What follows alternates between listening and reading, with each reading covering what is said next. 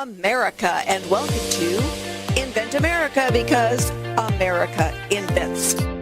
This episode of Invent America TV is brought to you by America's Inventor Lady and Home Talk USA.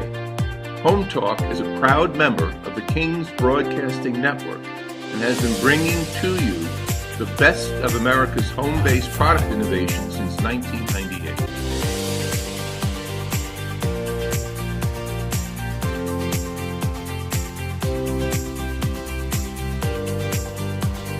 This segment of Invent America TV is brought to you by the law offices of R.P. Baraska.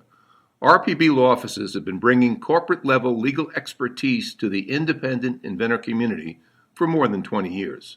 For all your inventing legal needs, trust rpblawoffices.com. And thank you for being with us for this episode of Invent America, because America invents. We have been solving the problems out there for the American people for centuries now, and we will continue to do so. My guest today is Randy Landreneau, and this segment is brought to you by Product Quick Start. Noah McNeely is the mastermind for doing a lot of these prototypes. I think he's actually working on 6 different inventions that are going to ASD Market Week with us. And so he's a little bit overloaded. You never know, but he is a master. And I've had a lot of inventors tell me that they think he walks on water. So go Noah. And Randy, I've known you for a long, long time now. Randy Landreneau, president of US Inventor. And Randy, give us a little bit of background yourself. How did you get wrapped up in this? You know, it's interesting. We have known each other a long time. The bad guys just can't get rid of me. They can't get rid of me, and we're getting to a really good point now. But many years ago, I was the president of the Tampa Bay Inventors Council, which is a local nonprofit group in the Tampa Bay area. You know, there are inventor groups like that all over the country. If you should look, whoever is watching this, you should look for the inventor group in your area and hook up with them. Good information. And I found out about this bill that was being pushed called the America Invents Act. And this thing was like going hard through Congress. And I found out about it and I thought, golly, this is terrible. This is gonna destroy so much of what we have as inventors. Here's the thing. What are your rights as an inventor?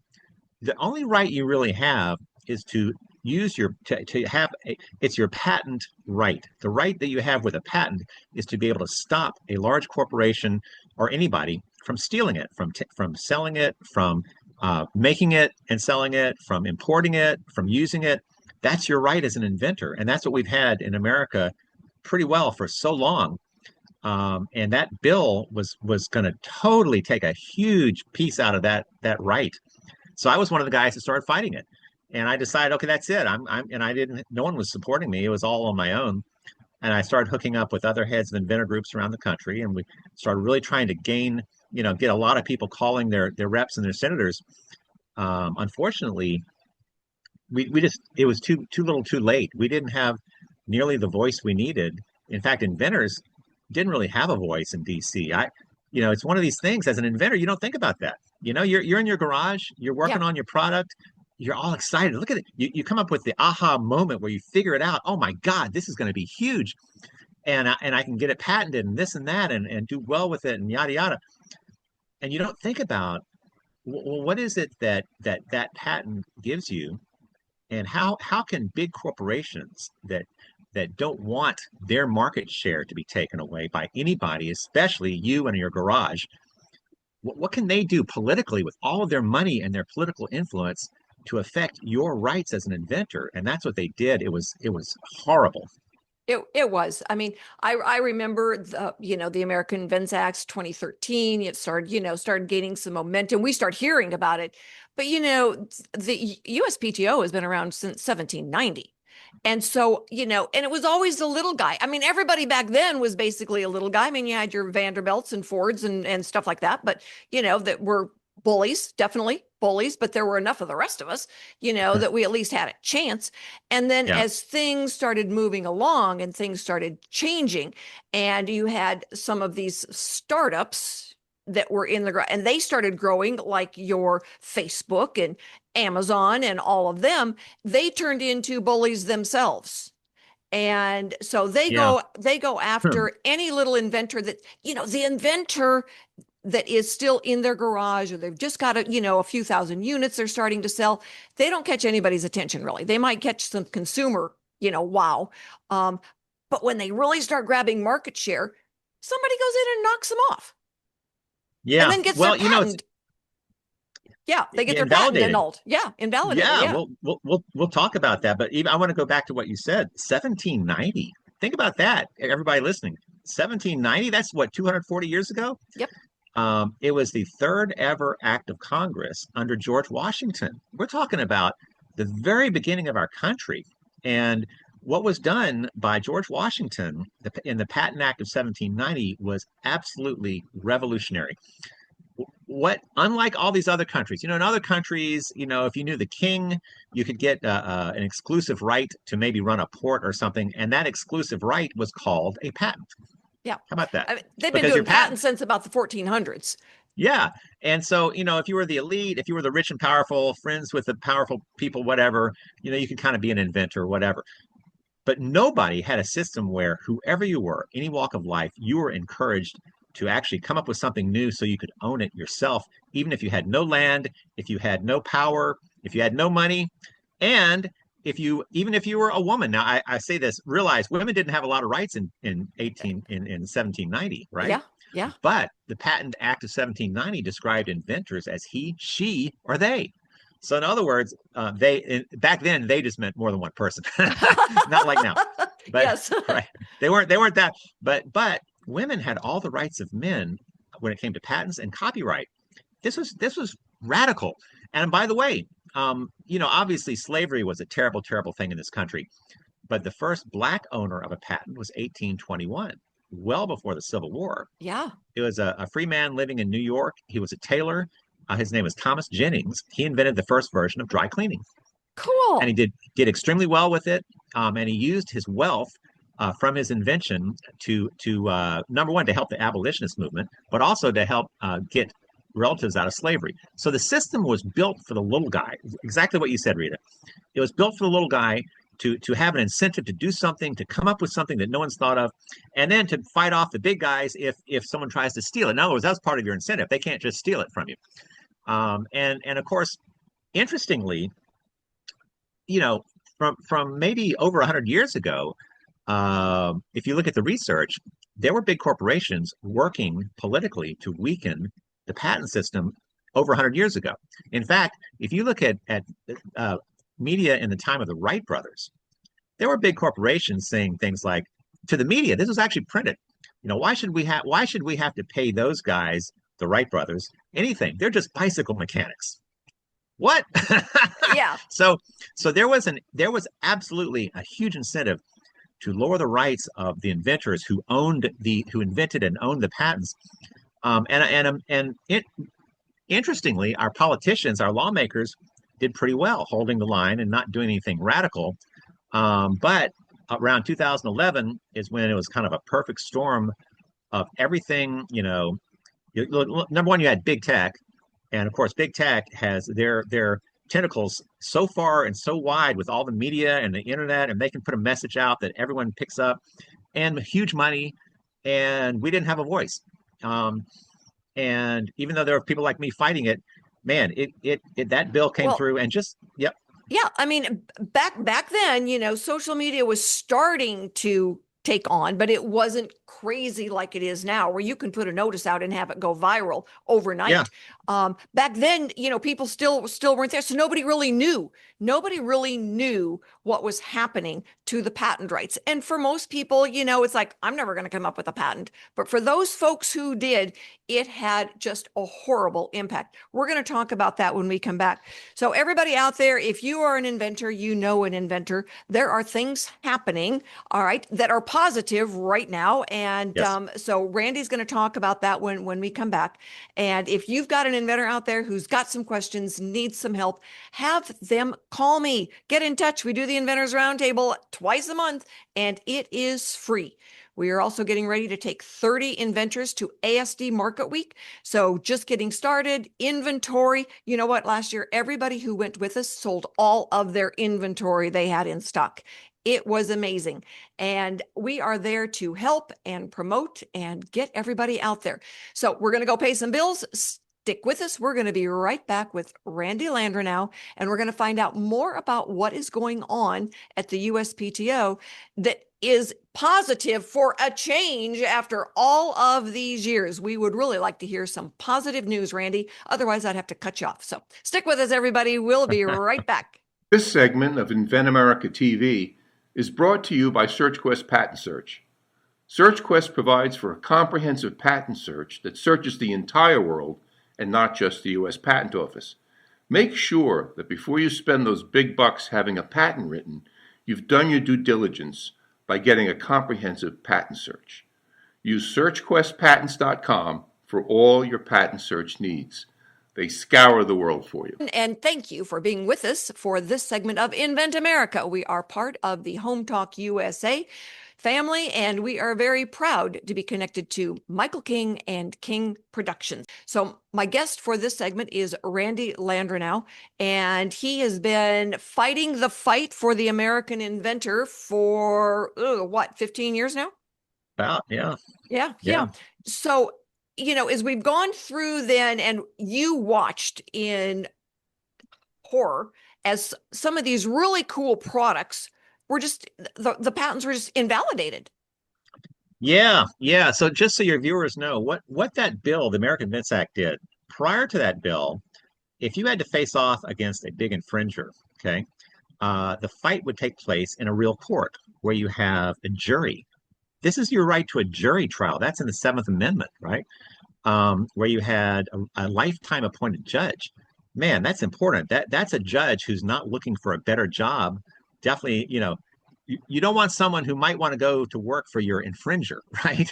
Right. But lifetime appointed judges are a key part of our system, and jury trials and due process, right? And you know what? It wasn't cheap. You might say, well, wait a minute, I could never afford that. Well, the way it was done when the system was fair is you would do it on contingency. Okay. I knew a guy about 40 years ago. He went up against a big car company. And look, who has more money than car companies, right? And he didn't have any money, but he won because they stole something from him. They said they weren't interested. Then they copied it.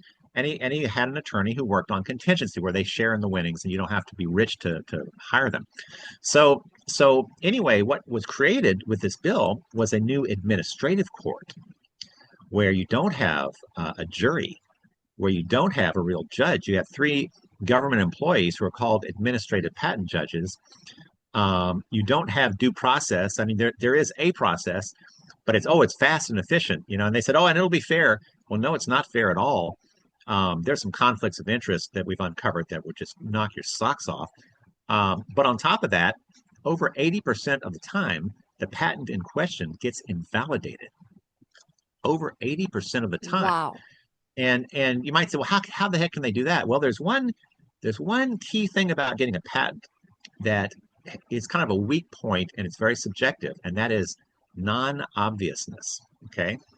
So in other words, for a utility patent, it's got to be novel. Something about it's got to be brand new, never been done before. It's got to be useful. It has to do something.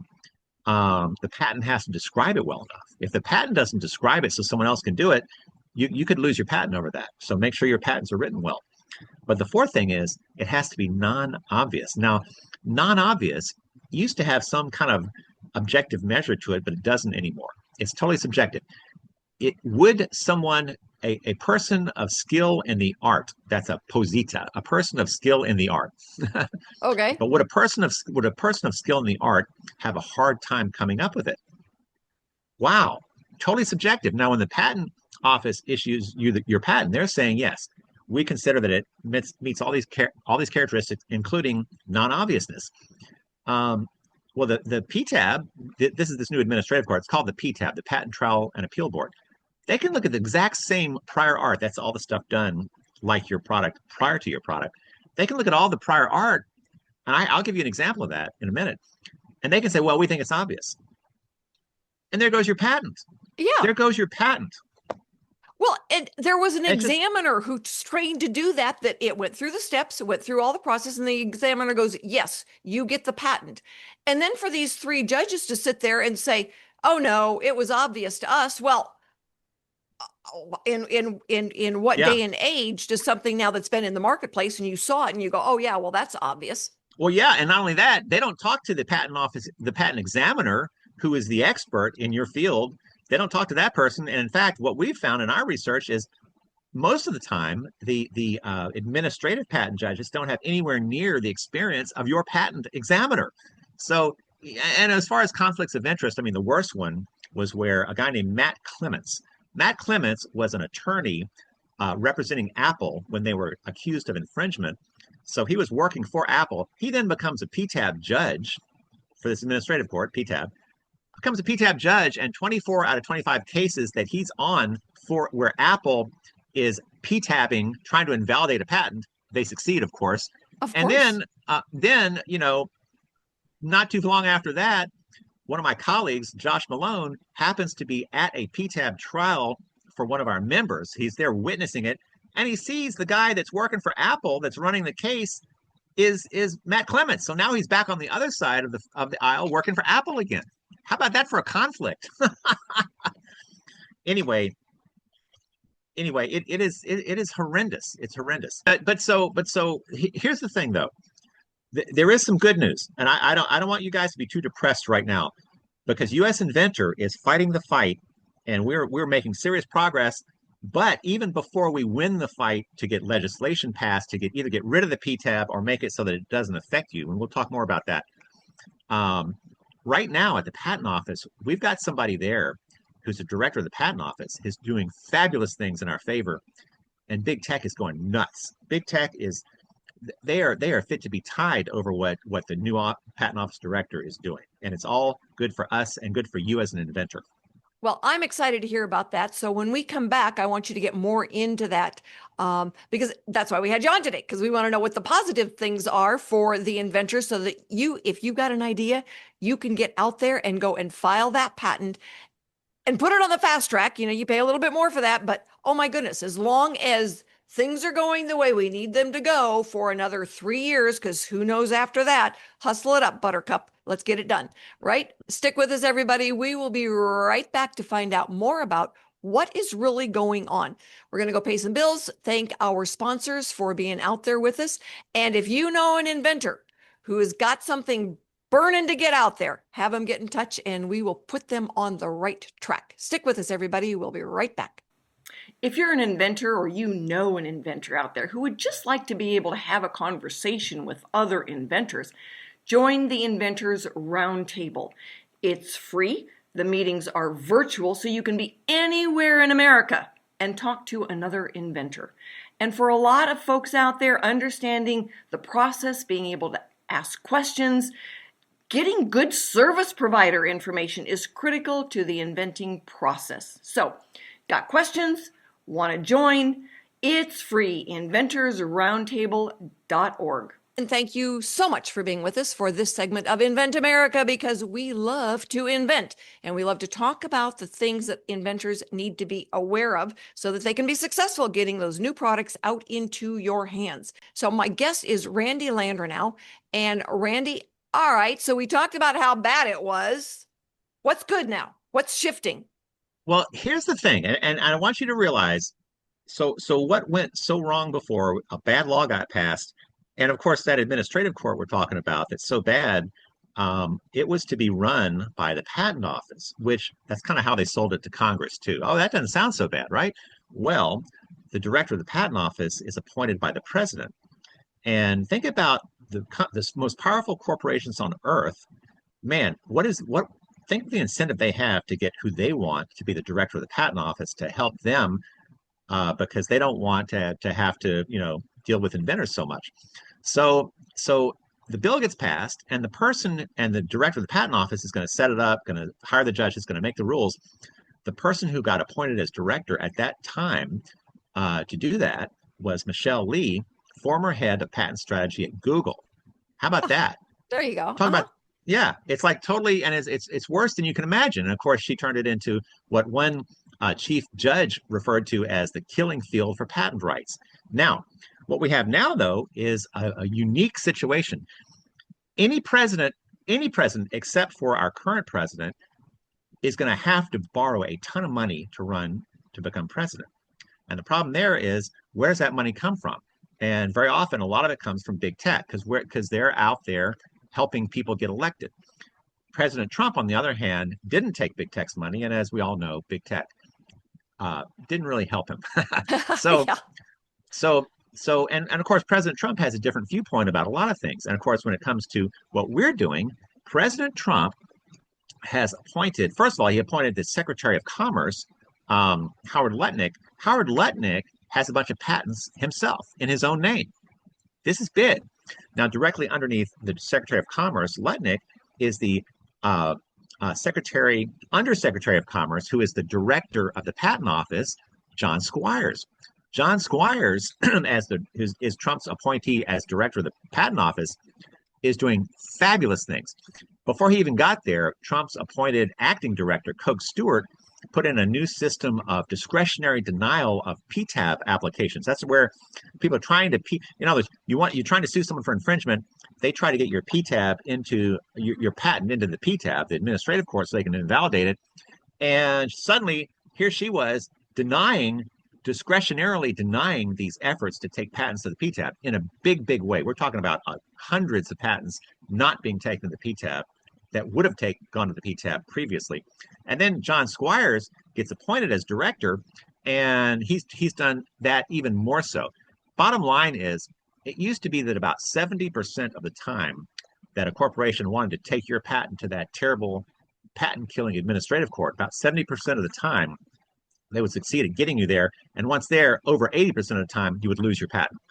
Now, it's down to somewhere between 10 to maybe as high as 20%, but maybe as low as 10% of the time now. So bottom line is, they're looking very carefully at these patents. And I think what it really boils down to is they're only letting patents go to that administrative court if they have some serious flaw, if in fact a mistake was actually made, in which case, okay, if a mistake was made, a mistake was made. It would probably come out in litigation or in a re-exam or whatever.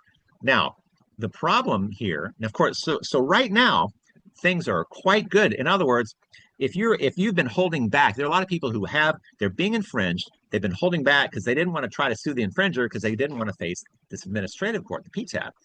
Now they're saying, and again, it's not legal advice. I'm not an attorney. Talk to your attorney. But if it were me, I would be going for it now. Number one, if I needed to litigate, I would go for it. If I needed to get something patented, I would go for it. I'd fast track it, because now is the time to run fast. Now, what happens after Trump's administration? Because we're going to have a new president, and that new president is going to appoint someone new, typically as the director of the Patent Office. Here's the thing. Unfortunately, I would like to say that there is a candidate behind Trump that's supportive of everything Trump's doing, that would follow him on this issue. And I don't know that that's the case. Yeah. Without getting into any details, honestly, I really think we are looking at the strong possibility of whoever the next president is appointing somebody who takes us back to what we had before, which is why US Inventor is here fighting to get good laws passed. And we're doing quite well on that effort to get laws passed that will fix this part of the system, so we don't have to depend on having some unique president in place who cares about us. Yeah. Well, it's crazy. Think about this. What your patent rights depend on who's president? Come on. Yeah, I know, that's pretty sick. And you went through those kind of that transition of the little inventor, all right, has been saving lives for hundreds of years because they come up with something new. I mean, it used to be that, when you were on the ship coming over, if you didn't have somebody that could fix it, all right, and come up with a new gadget, everybody died because the ship sank, or the wagon trains going across the country. And so, the American inventor, the independent guy who fixed something, a lot of the best products we see, they come from a rancher who's out there and they're fixing something, a roofer who comes out there. We've got some going to ASD Market Week. A woman, she got carpal tunnel doing hair design, and she came up with a better tool. It's the independent inventor who fixed a problem they experience right there in front of them that makes the difference. It saves lives. I've got a couple of great examples. A guy named David Furry in Texas, and he was somehow working in Texas. There's this problem, and anywhere where they do a lot of oil refinery, oil refining, you got derricks, you got pipelines, and all of these different things can have pinhole leaks where they're leaking toxic gas like ethylene. Okay, this cancer-causing gas, and we're talking about an invisible leak. You can't even see it or smell it typically. How do you find those? Well, the technology involved in finding these leaks was very limited, didn't work very well.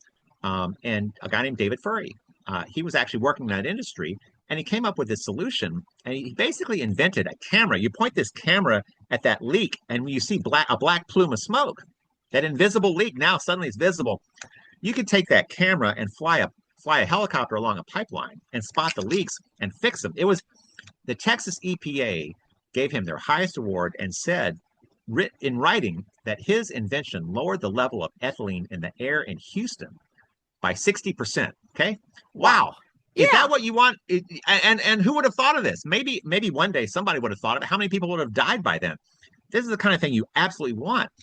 And of course, a big company, was going to license it from him. They got all the information, and then they copied it, and they used this administrative court to invalidate his patent. So now they've made hundreds of millions of dollars off of it. They've now sold themselves to another company, and I'm sure the profits from this were a big part of their overall gain. And of course, David got nothing, right? Yeah. I have other examples. I know we only have a minute before the break, but there are many examples, and it's horrendous. In fact, any of you guys out there, usinventor.org is our website. And if you want to email me directly, randy@usinventor.org, be happy to give you more information. But and I know there's a lot on your website.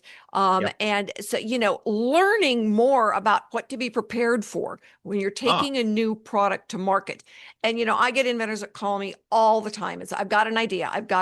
And we are more than happy to start, here's where you start. Here's where you get to, and being able to teach the inventors how to protect themselves is critical so that they know what to expect, so they know, what to watch for. And when we come back, I want you to give them some of those fine-tuned pieces. It's like, don't not file a patent. All right. You still got to have something to work with. Yeah.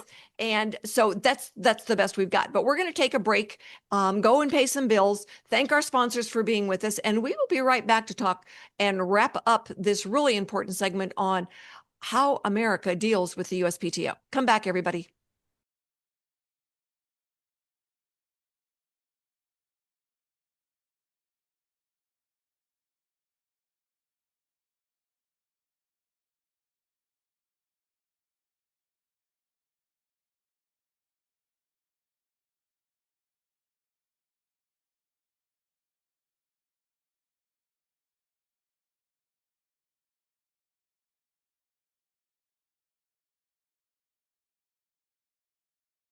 For this segment of Invent America, because America invents. And we are grateful to King Broadcasting Systems for including us and allowing us to bring this information to you. This segment is brought to you by WeNeedGutters.com.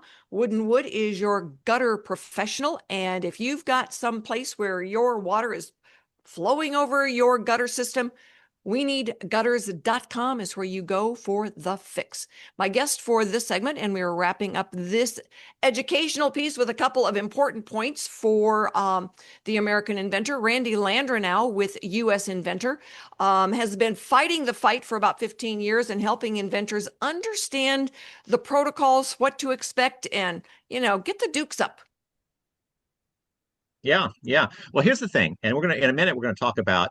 We've talked about how things have changed at the patent office, and we're in a better shape than we've ever been, or than we've been in many, many years, as far as being able to actually have your day in court if you need it, as opposed to being dragged into that terrible administrative court where patents get invalidated right and left. So that's good.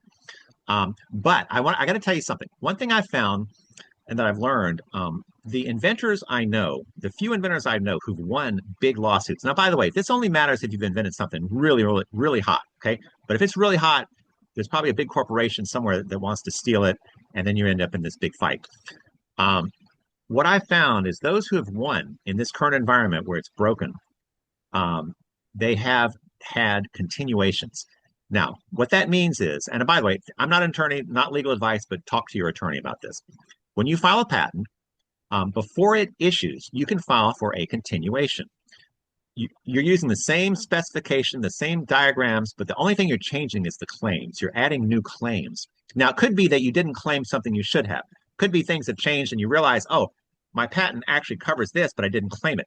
Or it could be that you want to claim something that your patent covers that your infringer's doing that maybe your previous claims don't cover well enough.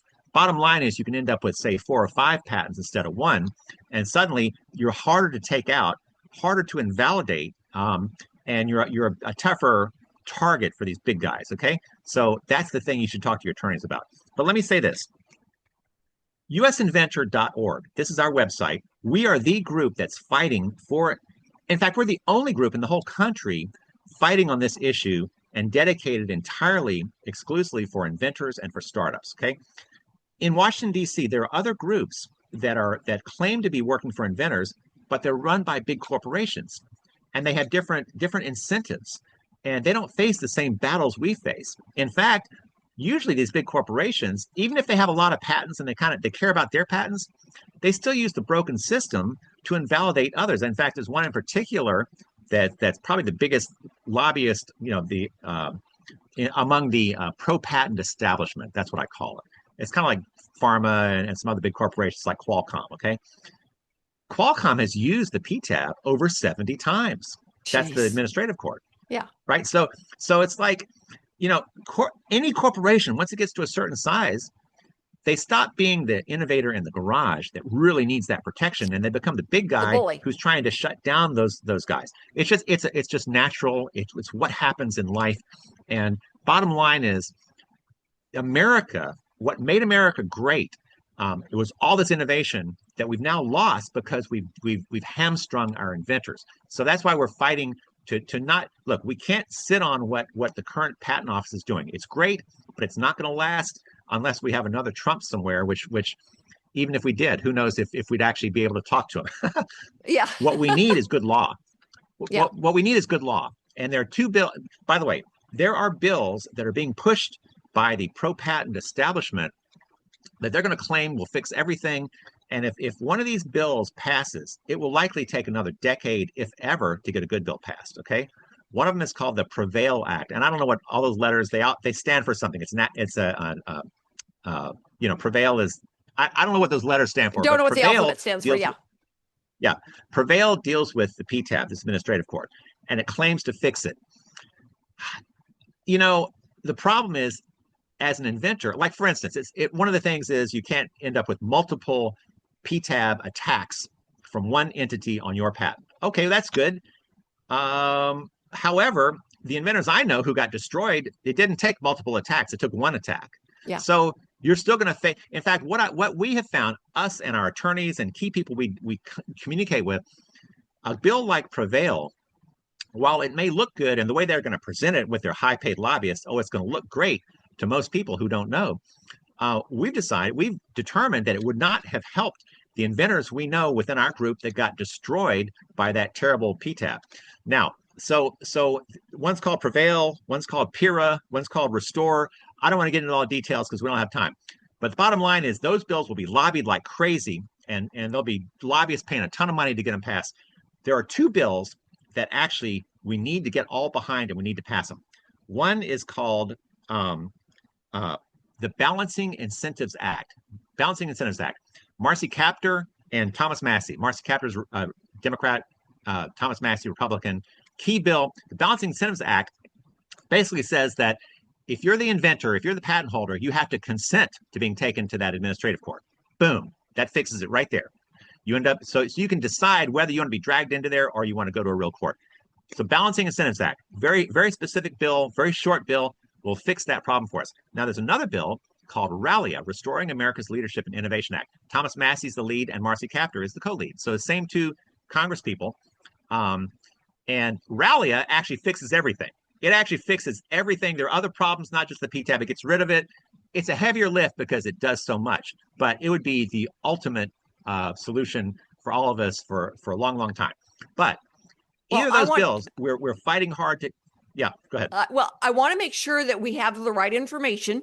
All right. And I am assuming that you will send me some of that information, and we will be able to post it and get that out there for everyone so that every American who is looking to invent something at least has a fighting chance. So stick with us, everybody. By the way, one real quick thing, guys. Go to our site and sign our inventor rights resolution at usinventor.org. You'll be part of the effort, and we'll connect you. All right. Be with us next week. We will have another episode of Invent America. Thanks everyone for joining us today. We will be back next week with more stories on getting products from mind to market. We will have new inventors and industry experts. So join us and have a wonderful week.